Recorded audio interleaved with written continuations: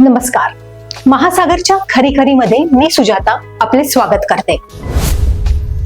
पाकिस्तानवरील शनीची वक्रदृष्टी काल अखेर स्थगित झालेली दिसते. कालच सायंकाळी 5 वाजता शस्त्रसंधीची घोषणा अमेरिकेचे राष्ट्राध्यक्ष डोनाल्ड ट्रम्प यांनी केली.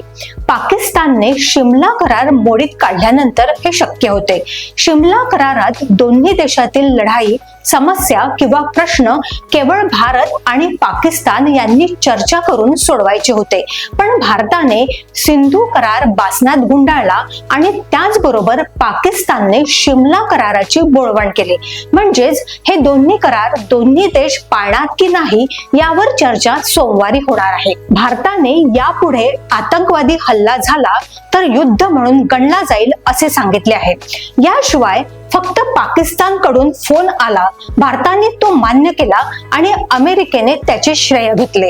या शस्त्रसंधीच्या घटनेची गंमत अशी आहे की एवढे होऊनही रात्रीच पाकिस्तानने आपली फितरत दाखवली. आणखी 2-3 दिवस ही आसमानी लढाई चालली असती तर पाकिस्तानला आणि पाकिस्तानच्या सेनेला लहान सहान कारवाया आणि छिटपुट गोष्टी करण्याशिवाय दुसरे काहीच करता आले नसते.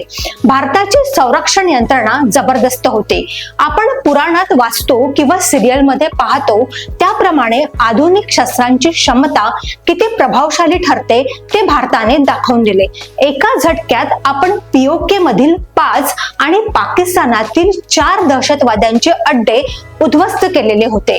भारताने केवळ दहशतवाद्यांचे 9 अड्डे उद्ध्वस्त केले आणि 100 दहशतवादी मारले हे पाकला मान्यच नाही. सर्व प्रकारची सिद्धता करून पाकिस्तानला 5व्यांदा ठेचण्यासाठी भारत सज्ज होता. पाकिस्तानला इतर राष्ट्रांच्या मदतीशिवाय काहीच करता येणे शक्य नव्हते.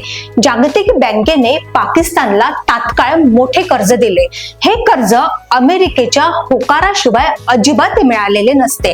आता भारताची ऑपरेशन सिंदूर मोहीम पूर्णत्वास गेली असे म्हटले तर अजूनही पाकिस्तानात आतंकवाद्यांचे 12 अड्डे जसेच्या तसे कायमच आहेत. दहशतवाद्यांचे हे सर्व अड्डे पाकिस्तानातील राजकीय नेत्यांनाही पोसावे लागतात. पण त्यांचे खरे पालक म्हणजे पाकिस्तानचे लष्करच असते. यावेळी झालेल्या सैन्य कारवाईच्या वेळी भारतामधील काँग्रेससह तमाम विरोधी पक्षांनी सरकारला बिनशर्त आणि एकमुखी पाठिंबा जाहीर केला होता. हे महत्वाचे आहे. भारतीय जनमानसाला पहलगाम येथील अमानुष हत्याकांडाचा बदला घेतला जाणे गरजेचेच वाटत होते.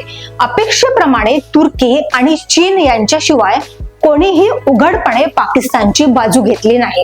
ही कारवाई होत असताना अमेरिकेचे परराष्ट्र मंत्री दोन्ही देशांच्या संपर्कात होते असे म्हणतात. जर हे खरे असेल तर यापुढील द्विपक्षीय निर्णय आता अमेरिकेच्या दबावाखाली होणार आहे काय हा प्रश्नही विचारला गेला पाहिजे. आता त्यापेक्षाही महत्वाचा प्रश्न आहे तो काश्मीरचा. काश्मीरचा हजारो वर्षांचा प्रश्न सोडवण्याचा इरादा ट्रम्प जाहीर करतात. पाकव्याप्त काश्मीरचा प्रश्न इतक्या लवकर सुटेल असे अजिबात वाटत नाही. ऑक्टोबर 1948 मध्ये पाकिस्तानने काश्मीर बळकावण्याकरिता केलेली सैन्य कारवाई जवळजवळ 14 महिने चालवली होती. त्यावेळी संयुक्त भारताची सैनिक संख्या 5 लाख होते. त्यापैकी 2,20,000 सैनिक पाकजवळ होते.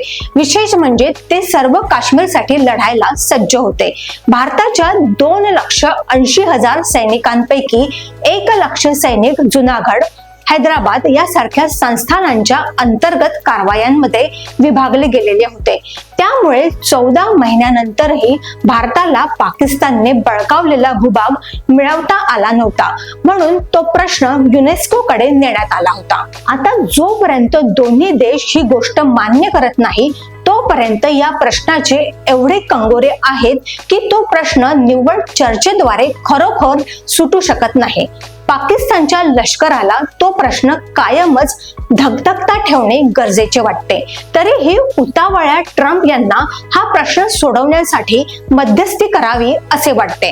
त्याला एकदा पाकिस्तान मान्यता देईल पण भारत मान्यता देणार नाही हे तुम्ही लिहून ठेवा. कालचा युद्धविराम तात्पुरता न ठरो आणि पाकिस्तानच्या अविश्वसनीयतेचा नमुना पुन्हा न दिसो एवढीच अपेक्षा आहे. अशाच घडामोडींसाठी बघत रहा महासागर. अजूनही तुम्ही आमच्या चॅनलला सबस्क्राईब केलं नसेल तर लगेच सबस्क्राईब करा, लाईक करा, शेअर करा आणि बघत रहा महासागर. नमस्कार.